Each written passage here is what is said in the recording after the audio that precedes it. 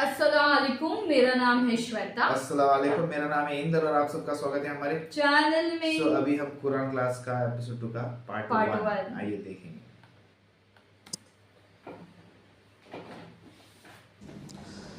ان الحمد للہ نحمده ونستعینه ونستغفره ونعوذ باللہ من شرور انفسنا ومن سیئات اعمالنا من يهده الله فلا مضل له ومن يضلل فلا هادي له واشهد ان لا اله الا الله وحده لا شريك له واشهد ان محمدا عبده ورسوله اما بعد فإن خير الحديث كتاب الله وخير الهدي هدي محمد صلى الله عليه وآله وسلم وشر الأمور محدثاتها وكل محدثة بدعة وكل بدعة ضلالة وكل ضلالة في النار.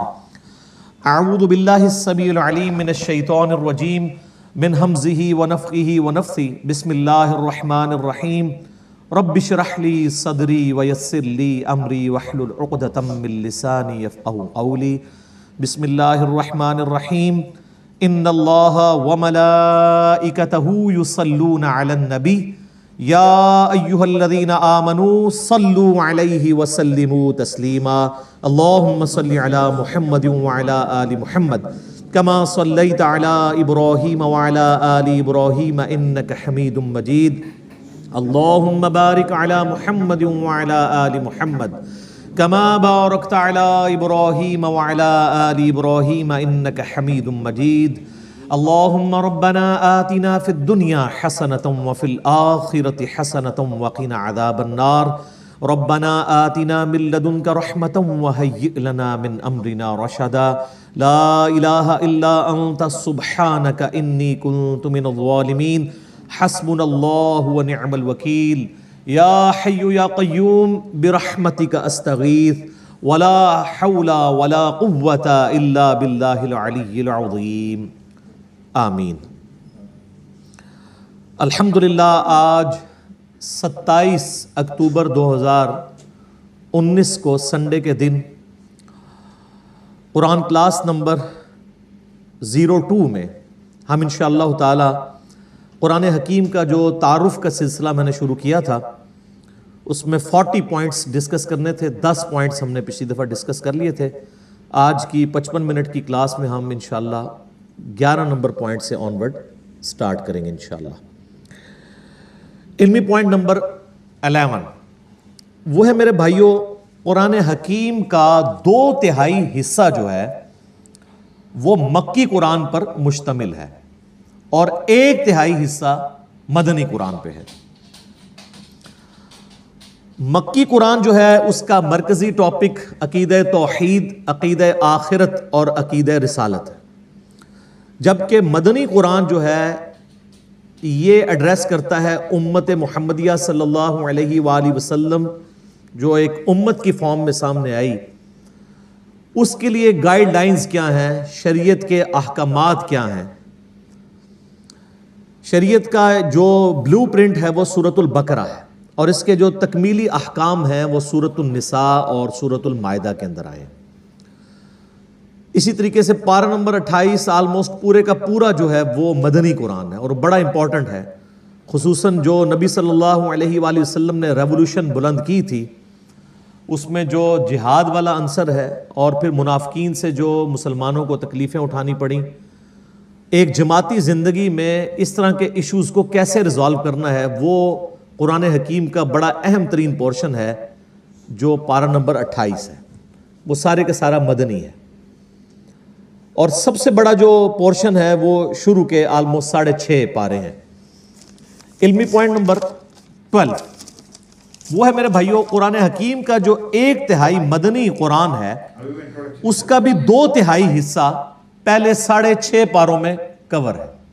یعنی جو مدنی قرآن ہے اس کا 2/3 حصہ وہ شروع میں ہی آ گیا. سورۃ البقرہ، سورہ آل عمران، سورہ نساء اور سورہ المائدہ. اور اس کے پیچھے حکمت یہ ہے کہ چونکہ اکثریت مسلمانوں کی بعد میں آنے والوں کی وہ نسلی مسلمان ہیں اور نسلی مسلمانوں کے لیے بنیادی چیز شریعت کے احکامات ہیں. اس لیے اللہ تبارک و تعالیٰ نے جو مدنی قرآن ہے جس میں شرعی احکامات آئے ہیں ایک آئلی زندگی کے لیے، معاشرتی زندگی کے لیے، وہ قرآن حکیم میں مصحف کے اندر شروع میں وہ حصہ ڈسکس ہوا ہے۔ اور دوسری چیز، مسلمانوں کے سوا اگر کوئی اور امتیں ایڈریس ہو سکتی تھیں کہ جو خدا کی ماننے والی ہیں، گاڈ میں بلیو کرنے والی ہیں، وہ جیوز اور کرسچنز تھے، تو ان کو بھی اسی پورشن کے اندر ایڈریس کیا گیا۔ سورۃ البقرہ پوری کی پوری آلموسٹ اگر آپ دیکھیں اس کا مرکزی ٹاپک جو ہے، خصوصاً جو 5ویں رکوع سے لے کے آنورڈ، وہ بنی اسرائیل سے ریلیٹڈ ہے، جیوز سے۔ اور سورہ آل عمران میں آپ چلے جائیں تو ڈومیننٹ پورشن جو ہے وہ ریلیٹڈ ہے کرسچنز کے ساتھ، اور پھر سورہ نساء میں بھی، سورۃ المائدہ میں بھی، یہ ساری مدنی صورتیں ہیں۔ ڈومیننٹ پورشن جو ہے وہ اہل کتاب سے ریلیٹڈ ہے۔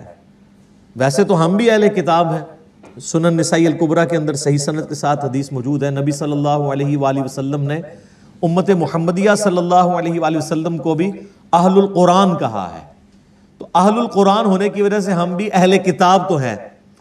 ایک تو وہ پرانی کتابیں تھیں، اولڈ ٹیسٹمنٹ اور نیو ٹیسٹمنٹ، اور اب یہ ہمارا ہے فائنل ٹیسٹمنٹ، الفرقان، حق اور باطل میں تمیز کرنے والی کتاب۔ اس لیے آپ دیکھیں کہ سورہ آل عمران کا سٹارٹ اس سے ہوتا ہے کہ اللہ تعالیٰ نے تورات اور انجیل نازل کی تھی اس کتاب سے پہلے، جو ہدایت کا سرچشمہ تھی، اور اب الفرقان نازل کیا ہے، حق اور باطل میں تمیز کرنے والی کتاب۔ اولڈ ٹیسٹمنٹ، نیو ٹیسٹمنٹ میں جو باتیں بھی اس فائنل ٹیسٹمنٹ سے ٹکراتی ہیں وہ ریجیکٹڈ ہیں، اور جو اس کے مطابق ہیں ان کو ہم منوان اسی طریقے سے قبول کرتے ہیں، کیونکہ وہ ٹیمپرڈ کتاب ہے۔ یہ اللہ تعالیٰ کی وہ کتاب ہے جو ٹیمپرڈ نہیں ہے، اور اس کے پیچھے حکمت یہ ہے کہ چونکہ آپ صلی اللہ علیہ وآلہ وسلم کے بعد اب کوئی پیغمبر نہیں آنا، تو اگر یہ کتاب بھی تبدیل ہو جاتی تو جب پیغمبر نے نہیں آنا تو پھر انسانیت کو ہدایت کیسے ملتی؟ اگلی کتابیں اگر ٹیمپر ہوتی تھیں تو پھر اللہ تعالیٰ نیا پیغمبر بھیجتا تھا، وہ پھر مشرکانہ جو عقائد تھے ان کی اصلاح کر دیا کرتا تھا۔ اب چونکہ آپ صلی اللہ علیہ وآلہ وسلم پر ختم نبوت ہو چکی ہے، اب قیامت تک کسی اور پیغمبر نے ایز اے نبی نہیں آنا، ایز اے امتی آنا ہے عیسیٰ ابن مریم نے، لیکن وہ بھی صحیح مسلم میں حدیث ہے کہ وہ تمہارے نبی صلی اللہ علیہ وآلہ وسلم پر نازل شدہ کتاب اور ان کی سنت کے مطابق فیصلہ کریں گے، وہ بھی امتی کی حیثیت سے آئیں گے۔ اب پیغمبر کوئی نہیں آنا، تو اگر اب بھی دین میں بگاڑ آئے، کتابیں اگر چینج ہو جائیں، اللہ کی طرف سے نازل کی ہوئی کتاب، تو پھر اصلاح کون کرے گا؟ اس لیے اللہ تعالیٰ نے اسے محفوظ کر دیا، اِنَّا نَحْنُ نَزَّلْنَا الذِّكْرَ وَإِنَّا لَهُ لَحَافِظُونَ۔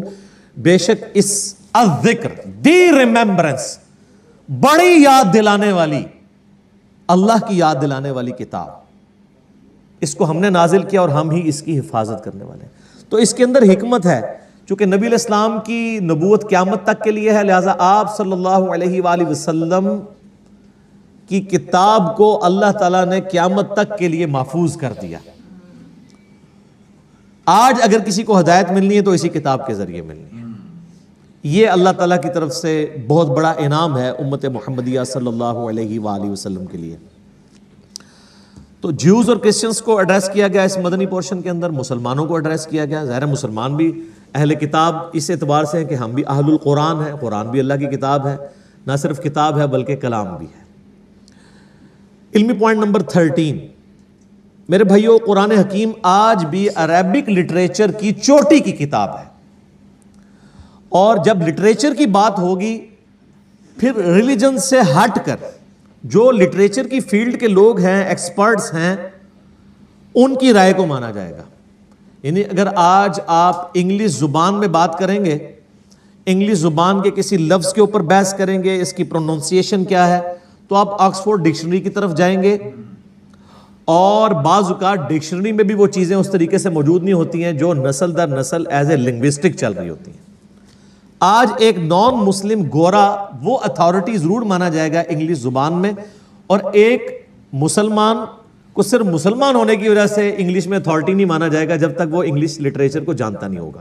بالکل اس طریقے پر اس وقت بھی آپ کو پتا ہے آلموسٹ 1.5 کروڑ 150 لاکھ کاپٹک کرسچنز ہیں جو نسلاً کرسچنز ہیں، اور وہ عربک لینگویج ان کی مادری زبان ہے۔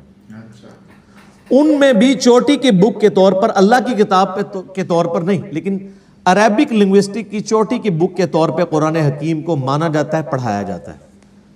جوز بھی مانتے ہیں کہ یہ ان کے چلے یہ عقیدہ ہے کہ یہ نبی علیہ السلام کی یعنی لکھی ہوئی کتاب ہے، اللہ کی کتاب نہیں مانتے، لیکن وہ یہ مانتے ہیں کہ یہ عربک لنگوسٹک کا شاہکار ہے یہ کتاب۔ اور میں یہاں پہ آپ کو ایک اور بات بھی بتا دوں، علمی پوائنٹ نمبر 14 ہے وہ، کہ قرآن حکیم کسی بھی اعتبار سے کسی ڈکشنری کا محتاج نہیں ہے، کیونکہ کسی بھی زبان کی جو ڈکشنری ہوتی ہے وہ زبان کے بعد وجود میں آتی ہے، زبان پہلے وجود میں آتی ہے۔ آج تک آپ، اب ہماری مادری زبان پنجابی ہے یا اردو ہے، ہم نے اس کو ٹینسز کے ذریعے، ڈکشنری کے ذریعے نہیں سیکھا، بلکہ اپنے ماں باپ کے ذریعے سیکھا ہے۔ اور اگر آپ نے واقعی شستہ اردو سیکھی ہوئی ہے، جیسے لکھنؤ کے یا بریلی کے لوگ، یو پی کے لوگ جو شستہ اردو بولتے ہیں، تو ان کو کسی اردو کی ڈکشنری کی ضرورت نہیں ہے اپنی زبان کو ویریفائی کروانے کے لیے، کیونکہ وہ ڈکشنری سے سپیریئر ہے۔ ڈکشنری تو دوسری زبان کے لوگوں کو اپنی زبان سمجھانے کے لیے بنائی جاتی ہے۔ یعنی اگر انگلش لنگوسٹک کے لوگوں نے اس کے ٹینس ڈیوائز کیے تو اس لیے نہیں کہ گوروں کو ان ٹینسز کی ضرورت تھی، اس لیے کہ جو انگریزی سیکھنا چاہے نا وہ اس طریقے سے سیکھے۔ اسی طریقے سے اردو کے جو ہم ٹینسز پڑھتے رہے ہیں تھوڑا بہت انفارمیشن کے طور پہ، وہ اس لیے نہیں کہ ہمیں اردو سکھائی جائے، وہ اس لیے کہ اگر کوئی نان اردو سیکھنا چاہے تو اس کے لیے آسانی ہو۔ اسی طریقے سے جن لوگوں نے عربی سیکھنی ہے ان کے لیے عربی ڈکشنری ہے، جو لوگ عربی جاننے والے لوگ ہیں ان کو ڈکشنری کی ضرورت نہیں ہے۔ اسی لیے کئی ایک چیزیں آپ ڈکشنری میں ایسے دیکھیں گے کہ جو کسی رول میں بیٹھتی نہیں ہے عربک زبان میں، وہ مستعمل ہوتی ہیں، ڈکشنری کے پوائنٹ آف ویو سے وہ غلط ہوتی ہیں۔ یہ میں اس لیے آپ کو بتا رہا ہوں کہ کتنے نان مسلمز ہیں جنہوں نے قرآن حکیم کی عربی لنگوسٹک کے اوپر بھی اعتراض کیے ہیں، باقاعدہ اس کے اوپر مناظرے رکھے ہوئے ہیں۔ جو کاپٹک کرسچنز ہیں یا جیوز ہیں جو بائی برتھ عربک لینگویج جاننے والے لوگ ہیں، انہوں نے عربک زبان کی ڈکشنری کے مطابق قرآن حکیم میں کچھ غلطیاں ہائی لائٹ کی ہیں کہ یہاں پر یہ لفظ نہیں یہ والا لفظ آنا چاہیے تھا۔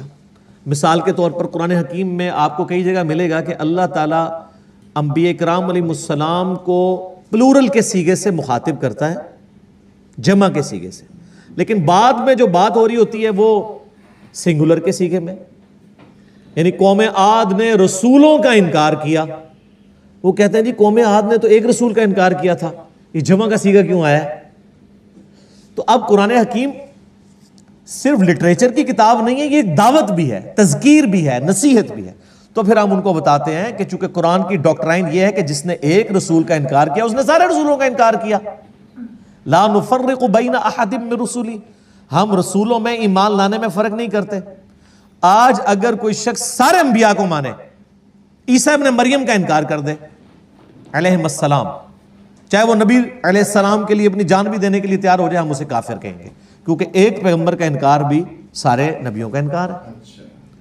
تو جب کہا جاتا ہے کہ قوم عاد نے رسولوں کا انکار کیا، قوم سمود نے رسولوں کا انکار کیا، وہ کہتے ہیں جی جمع کے سیغے سے بات کیوں ہو رہی ہے، انہوں نے تو وقت کے ایک پیغمبر کا انکار کیا تھا۔ تو ہم کہتے ہیں کہ انہوں نے ایک وقت کے پیغمبر کا انکار کر کے گویا سارے پیغمبروں کا انکار کر دیا، پوری اس ڈاکٹرائن کا انکار کر دیا۔ تو اس طرح کی وہ پھر عربی لنگوسٹک کے اعتبار سے وہ غلطیاں نکالنے کی کوشش کرتے ہیں۔ تو یاد رکھیے گا کہ قرآن حکیم کی عربک کو کبھی بھی آپ نے عربی ڈکشنری سے نہیں سمجھنا، بلکہ عربک جو مستعمل ہے عرب کے بادیہ نشین لوگوں کی، اس کے مطابق سمجھنا، جو میں نے پچھلی دفعہ بتایا تھا کہ قرآن حکیم جو آراب تھے، پینڈو لوگ، گاؤں کے رہنے والے لوگ، بادیہ نشین ریگستانوں میں رہنے والے لوگ، ان کے ڈائلیکٹ میں قرآن حکیم نازل ہوا ہے، اور آج وہ اسی طرح کی عربی بولتے ہیں۔ ویسے تو قرآن حکیم کی برکت سے آلموسٹ عربک جو ہے وہ فریز ہو چکی ہوئی ہے۔ مصر کے اندر تھوڑا بہت فرق ہے عربک لینگویج کا، لیکن وہ چند ایک الفاظ میں پچھلی دفعہ ڈسکس کر چکا ہوں، اس لیے میں اس کو لے کے نہیں چلوں گا آگے۔ اور میں آپ کو بتاؤں کہ کئی مسلمان بھی ہیں جنہوں نے صرف قرآن حکیم کو سپیریئر ثابت کرنے کے لیے عربی ڈکشنری کے باقاعدہ خود قرآن حکیم میں ڈکشنری کے پوائنٹ آف ویو سے جو غلطیاں بنتی ہیں نا، وہ نکال کے کتابیں لکھی ہوئی ہیں کہ ڈکشنری تو یہ کہتی ہے قرآن میں یہ لفظ اس طرح آیا، اور وہ اس لیے نہیں کہ وہ قرآن کی غلطی نکال رہے تھے، بلکہ وہ بتانا چاہ رہے تھے کہ قرآن حکیم سپیریئر ہے ڈکشنری پہ، ڈکشنری تو بعد میں بنی ہے۔ تو وہی پھر وہ اٹھاتے ہیں کچھ لوگ اور وہ کہتے ہیں نہیں قرآن میں یہ فالٹ، باقاعدہ اس کے اوپر مناظرے بھی ہوئے ہیں، مسلمانوں نے پھر اس کو کلیریفائی بھی کیا ہے، کتابیں بھی لکھی گئی ہیں اس ٹاپک کے اوپر۔ علمی پوائنٹ نمبر 15، قرآن حکیم میرے بھائیوں ہمارے محبوب صلی اللہ علیہ وآلہ وسلم نے اپنی مبارک زندگی میں خود لکھوایا تھا۔ اس کی ایک ایک آیت، اس کی صورتوں کی ترتیب، اور کس جگہ پہ کون سی آیت مکمل ہوتی ہے، کون سی صورت پہلے ہے کون سی بعد میں ہے، سورۃ الفاتحہ سے لے کر سورۃ الناس تک ایک ایک ٹائنیز ڈیٹیل یہ ہمارے محبوب صلی اللہ علیہ وآلہ وسلم نے خود لکھوائی ہے ریٹن فارم میں۔ قرآن بھی کہتا ہے نا الذی علم بالقلم، قرآن حکیم کی جو پہلی 5 آیات سورۃ العلق کی نازل ہوئی ان میں اللہ تعالیٰ نے پین کے بارے میں کہا ہے کہ پین کے ذریعے، قلم کے ذریعے اللہ نے علم کو سکھایا ہے، نسل در نسل علم ٹرانسفر ہوا ہے پین کے ذریعے۔ اب اسی کی ماڈرن فارم آپ کے سافٹ ویئرز ہیں، پی ڈی ایفs ہیں، جو کچھ بھی ہیں، الٹیمیٹلی پین ہی ہے نا، چاہے وہ ان پیج میں آپ ٹائپ کر لیں یا مائکروسافٹ آفس میں ٹائپ کر لیں، وہ پین ہی ہے ماڈرن فارم میں، سافٹ فارم میں۔ تو نبی علیہ السلام وہی لکھواتے تھے، پھر وہی لکھوانے کے بعد پھر آپ کراس چیک کرتے تھے۔ بخاری مسلم میں درجنوں احادیث اس پر گواہ ہیں، آپ علیہ السلام لکھوا کے پھر کہتے تھے پڑھو، وہ پڑھ کے سناتے تھے، پھر نبی علیہ السلام اس کو اگر کہیں پر غلطی ہوتی تھی ریکٹیفائی کرتے تھے لکھنے میں۔ اور پھر سورۃ القیامہ میں اللہ تعالیٰ نے باقاعدہ اس چیز کو ایڈریس کیا ہے کہ نبی صلی اللہ علیہ وآلہ وسلم کو اللہ تعالیٰ نے حکم دیا کہ جب قرآن نازل ہو آپ اپنی زبان کو تیزی سے حرکت نہ دیا کریں کہ اسے کریم کر لیں، ہمارے ذمے ہے آپ کو اس قرآن کو یاد کروانا اور اس کا بیان بھی۔ اس کانٹیکسٹ میں بخاری میں حدیث بھی، عبداللہ ابن عباس کہتے ہیں کہ نبی علیہ السلام کے سینے پہ جب قرآن نازل ہوتا تو آپ اپنی مبارک زبان کو تیزی سے حرکت دیتے تھے، جو کچھ آپ کے سینے میں آتا تھا اسے بیان کرنے ریپیٹ کرتے تھے تاکہ میں کہیں بھول نہ جاؤں۔ تو اللہ تعالیٰ نے کہا یہ آپ بھولیں گے نہیں، یہ ہمارے ذمے ہے، قرآن کو یاد کروانا بھی اور اس کا بیان بھی، اس کی تشریح بھی سنت اور احادیث کی فارم میں، یہ اللہ تعالیٰ نے اپنے ذمے لیا۔ آپ علیہ السلام لکھواتے تھے، پھر کاؤنٹر ویریفائی کرتے تھے، سنتے تھے، حتیٰ کہ بخاری میں آتا ہے کہ نبی علیہ السلام سے ہر سال حضرت جبرائیل علیہ السلام دورہ قرآن کیا کرتے تھے۔ جتنا قرآن نازل ہوا ہوتا تھا نا، آپ علیہ السلام حضرت جبرائیل کو سنایا کرتے تھے اسی ترتیب سے، کون سی آیت کس جگہ پہ رکھی ہوئی ہے، کس صورت میں۔ یہ اکٹھی تو نہیں نازل ہوئی، بعض مکی صورتیں ایسی ہیں ان میں مدنی آیات ہیں، وہ اللہ تعالیٰ نے وحی کے ذریعے بتایا کہ جو مصحف لوح محفوظ میں اس کی ترتیب یہ ہے، آپ نے اس طریقے سے امت کو لکھوانا ہے۔ تو آپ علیہ السلام لکھواتے تھے، بلکہ جبرائیل علیہ السلام سے پھر دورہ قرآن ہوتا تھا، اس دورہ قرآن میں جبرائیل علیہ السلام آپ علیہ السلام سے قرآن سنتے تھے۔ اور بخاری میں حدیث ہے کہ سیدہ فاطمہ نے آپ علیہ السلام کی وفات سے کچھ عرصہ پہلے آپ علیہ السلام سیدہ فاطمہ کو ملنے گئے یا آپ کو ملنے کے لیے آئیں، تو آپ صلی اللہ علیہ وآلہ وسلم نے ان کے کان میں ایک بات کہی تو وہ رو پڑی، اور ایک اور بات کی تو وہ ہنس پڑی۔ پہلے آپ نے یہ بات کی کہ ہر سال جبرائیل علیہ السلام میرے پاس ایک دفعہ آتے تھے دورہ قرآن کے لیے، اس دفعہ 2 دفعہ آئے ہیں، مجھے لگتا ہے کہ میں آئندہ برس زندہ نہیں رہوں گا۔ تو اس پہ سیدہ فاطمہ رو پڑی۔ پھر آپ علیہ السلام نے ان کے کان میں کہا کہ کیا تم اس بات پہ خوش نہیں ہو کہ اللہ تعالیٰ نے تمہیں جنتی عورتوں کی سردار بنایا ہے، اور میرے مرنے کے بعد سب سے پہلے میرے اہل بیت میں سے تم مجھے آ کے ملو گی۔ 6 مہینے بعد ان کی ڈیتھ ہوگی۔ تو اس پہ سیدہ فاطمہ خوش ہوئی۔ یہ حدیث بخاری مسلم دونوں میں ہے۔ اما عائشہ کہتی ہیں حضور کی زندگی میں نے کوشش ہی نہیں کی میں سیدہ فاطمہ سے یہ پوچھوں کہ حضور علیہ السلام نے آپ کے کان میں کیا باتیں کی تھی جس پہ آپ روئیں اور ہنسی۔ پھر حضور کی وفات کے بعد میں نے سیدہ فاطمہ سے کہا کہ فاطمہ، جو میرا حق ہے تم پر، میں تمہاری ماں لگتی ہوں، اس حق کے سبب میں تم سے سوال کرتی ہوں کہ نبی علیہ السلام نے تمہارے کان میں کیا بات کی تھی۔ پھر انہوں نے دونوں باتیں ریپیٹ کی۔ تو 2 دفعہ دورہ قرآن کیا۔ لہٰذا یہ جو ایک دجال عورت پیدا ہوئی تسلیمہ نسرین بنگلہ دیش میں، جس نے کہا کہ یہ قرآن حکیم کی ترتیب جو ہے یہ توقیفی نہیں ہے بلکہ یہ خود سے لوگوں نے، صحابہ کرام نے اپنے اعتبار سے اس کو کیا مینج، نہیں، نبی علیہ السلام نے اس کی ترتیب اسی طریقے سے لکھوائی ہے جو اللہ تعالیٰ نے وحی کے ذریعے آپ کو بتائی تھی۔ اور آپ علیہ السلام امی تھے۔ اچھا، امی کے لفظ کے اوپر بھی لوگوں میں نا ایک بڑا عجیب سا، بعض اسے گستاخی سمجھتے ہیں اور بعض دوسری ایکسٹریم پہ چلے جاتے ہیں۔ امی ہونا آپ علیہ السلام کا کوئی عیب نہیں ہے۔ امی آپ اس اعتبار سے بھی تھے کہ سورہ شورا میں، قرآن حکیم میں اللہ تعالیٰ نے سورہ شورا کے اندر مکہ کو ام القریٰ کہا ہے، بستیوں کی ماں، کیونکہ سینٹرل آپ کی بعثت خاصہ عرب کے لوگوں کے لیے تھی، اس وجہ سے بھی آپ امی ہیں۔ اور اس اعتبار سے بھی امی ہیں کہ آپ علیہ السلام نے کسی کی شاگردگی نہیں کی، آپ لکھنا پڑھنا نہیں جانتے تھے، اور یہ آپ کا عیب نہیں تھا، آپ کی خوبی تھی۔ ڈاکٹر اقبال کا شاعر ہونا ان کی خوبی ہے، لیکن نبی علیہ السلام کا شاعر ہونا ان کی خوبی نہیں ہے. قرآن میں اللہ تعالیٰ نے فرمایا سورہ یاسین میں وَمَا عَلَّمْنَاهُ الشِّعْرَ وَمَا يَنبَغِي لَهُ, ہم نے ان نبی کو صلی اللہ علیہ وآلہ وسلم شعر کہنا نہیں سکھایا اور نہ ان کے شان ہے. کیونکہ اگر آپ شعر کہنا سیکھے ہوئے ہوتے تو لوگ کہتے ہیں کہ یار اتنے عرصے سے پریکٹس کر ہی رہا تھا تو ایک ریفائنڈ کتاب اس نے لکھی دینی تھی کہ اس میں ملکوتی غنا ایک ڈیوائن میوزک تو چلتا ہے, اگرچہ وہ برابر نہیں, آزاد نظم کا سٹائل ہے, لیکن بہرحال وہ ایک چیز تو ہے. الرحمن علم القرآن خلق الانسان علمہ البیان. تو نبی علیہ السلام نے پوری زندگی نہ کسی فلاسفر کی شاگردگی کی نہ کسی شاعر کی, اسی لیے تو لوگ پھر حیران ہوئے کہ یار یہ اللہ تعالیٰ کا کلام ہے. تو آپ امی تھے اور یہ آپ کا عیب نہیں تھا, آپ کی خوبی تھی.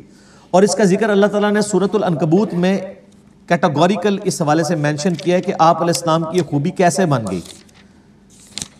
سورۃ العنکبوت میں اللہ تعالیٰ نے آیت نمبر ہے یہ 48, اعوذ باللہ من الشیطان الرجیم وما كنت تتلو من قبلہ من کتاب.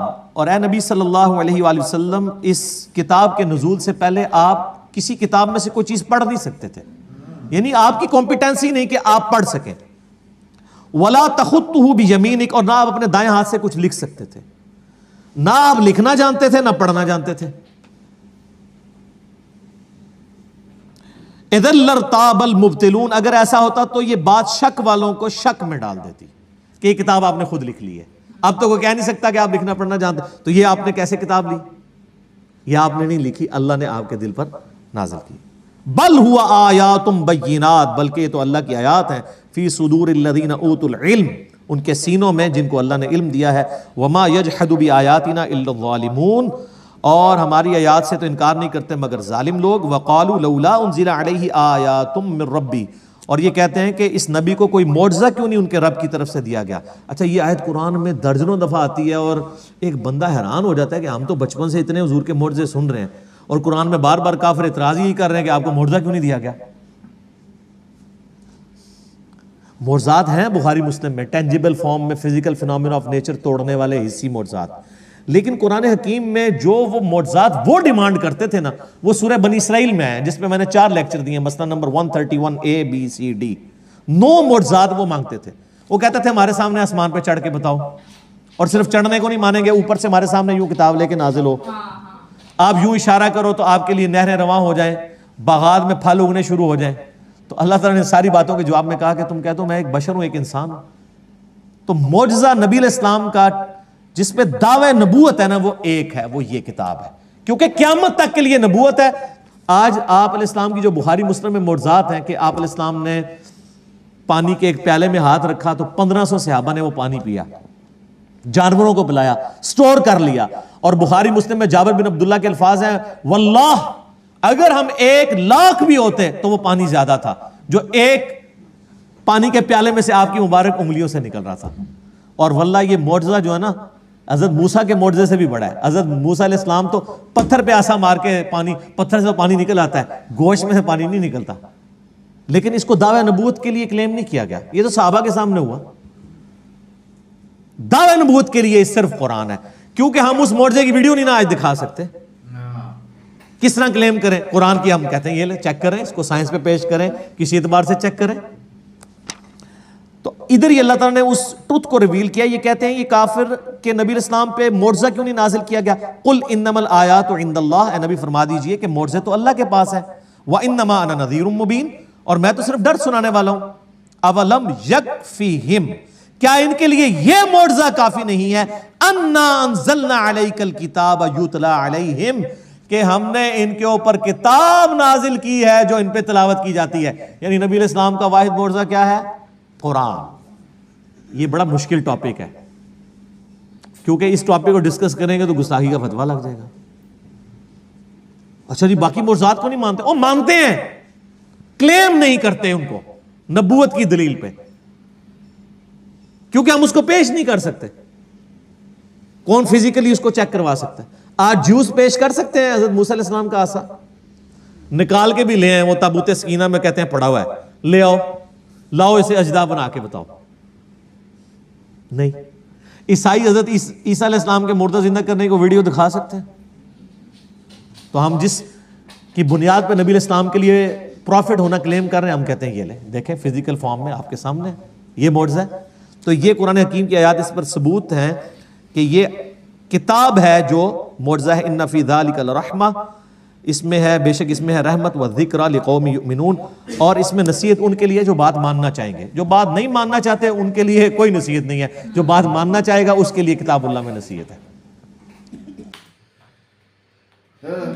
تو شروع میں دیکھو واپس سے کیسے بتایا گیا کہ ایک پوائنٹ بولا کہ جو ایک بھی نبی کو یا پروفٹ کو نہیں مانتا نا وہ کافر ہے, بولا ہے اس میں. سب کو مان سب کے ہے اس میں, جیسے کچھ پارٹس ہے اس میں یہاں وہاں سے, مطلب ہوتا ہے نا ورژنس تو نہیں ہے قرآن کا, لیکن آف کورس جو اتنے سارے نبی آئے ہیں ان سب کا اس میں یہ سب ہے, وہ سب بتایا گیا ہے.